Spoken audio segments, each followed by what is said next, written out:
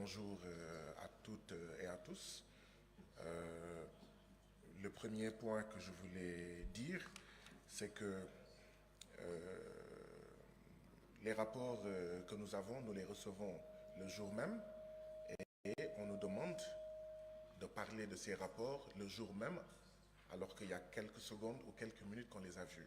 Je pense que nous devons améliorer notre manière de fonctionner. Si nous voulons que les députés donnent du mieux, donnent le meilleur d'eux-mêmes, il faudrait que ces rapports, que nous les recevions bien avant. Surtout qu'ils ont été demandés bien avant et pour traduction, etc. Ça, c'est la première remarque que je voulais donner. La deuxième remarque, c'est le format des rapports. Ces rapports, on va les donner, on va être ici pendant 1000 ans, ces rapports ne nous parleront pas. Pour moi, il faut changer le format de ces rapports qui ne rendent pas compte réellement de la situation de nos pays, de tous nos pays. J'y reviendrai. Euh, Féliciter la Guinée et le Libéria. Mais je suis préoccupé par des choses. On parle d'au moins 47 morts entre le coup d'État de septembre 2021 et maintenant. 47 morts. Ah, j'aimerais pas que ça arrive dans mon pays. J'aimerais pas que ça arrive dans un autre pays. Et donc, ça doit nous préoccuper. Et le rapport est, est muet sur cet aspect-là.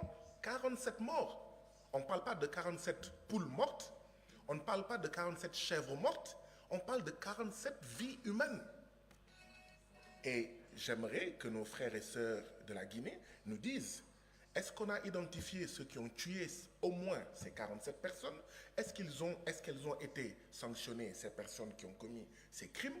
Parce que si on ne les sanctionne pas, vous-même qui êtes assis ici, frères et sœurs de Guinée, vous êtes en sursis. Vous êtes en sursis. Ou vos enfants, d'accord, vos frères, vos cousins, vos voisins sont en sursis. Donc j'aimerais que la délégation de Guinée nous dise comment est-ce qu'on peut tuer 47 morts, 47 personnes, 47 Guinéens. Et euh, il y a beaucoup de manifestations qui sont réprimées, dont une manifestation, la manifestation contre la récurrence des coupures d'électricité dans un village. Et on réprime comme ça les gens. D'accord. Un général, le général Sadiba Koulibaly, il est mort en prison. Mais c'est grave, c'est dangereux. Si un général peut mourir en prison en Guinée, ça veut dire que tous les Guinéens peuvent mourir en prison. Si on ne peut pas protéger la vie d'un général en prison en Guinée, ça veut dire que tous les Guinéens sont en sursis. Et ça pose les problèmes des conditions carcérales. On dit qu'il a eu un traumatisme psychosocial, etc., qui a poussé à une crise cardiaque. Mais ce traumatisme-là, les gens ne le voyaient pas. Donc ça veut dire que les prisonniers guinéens n'ont pas en fait de médecins qui puissent voir que celui-là, il est en train de mourir et que ça conduit à une crise cardiaque.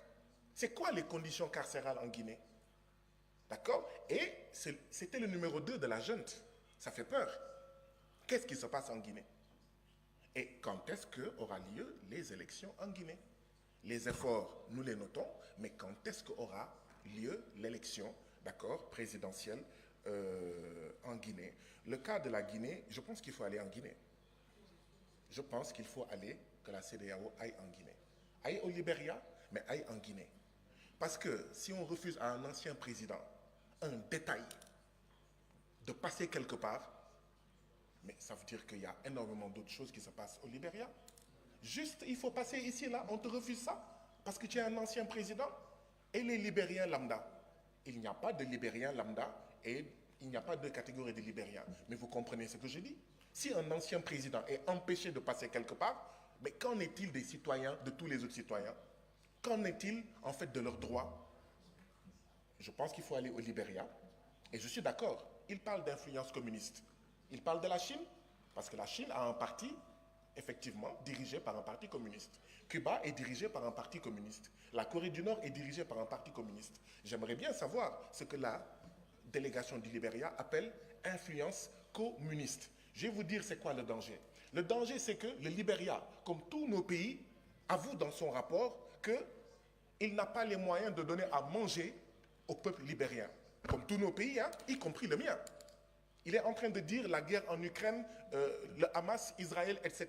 va compromettre la disponibilité des aliments. Ça veut dire que le Libéria ne peut pas nourrir son pays. Le Libéria n'a pas la souveraineté alimentaire, comme mon pays, le Sénégal, n'a pas la souveraineté alimentaire. C'est ça le danger. Le danger, ce n'est pas un ancien président auquel on interdit de passer quelque part.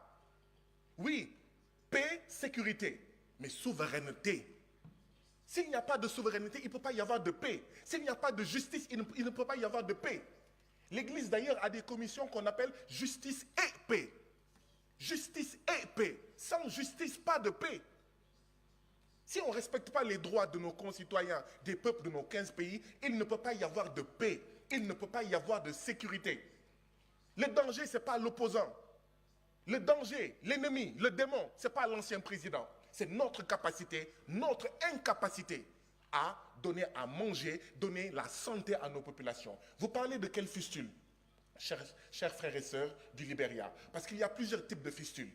Vous parlez de quelle fistule? Est-ce que ce sont les fistules qui arrivent aux femmes parce que, d'accord, elles ont eu en fait des grossesses, etc. À mon avis, il faut préciser le type de fistule. Parce qu'il y a différents types de fistules qui permettent de savoir quel est le problème de santé qui est en amont et qui cause en fait la fistule. Voilà ce que je voulais dire. Je m'accorde avec l'honorable Willan. 2 ou 3 minutes, c'est très peu. Mais voilà, si on avait les rapports, peut-être même qu'on pourrait faire des éléments écrits qui nous permettraient de gagner du temps sur notre temps de parole. Je m'excuse de m'être présenté ici comme ça. Ma valise a été égarée par Askai et je pense que nos services également doivent veiller à cela. Merci beaucoup, Président.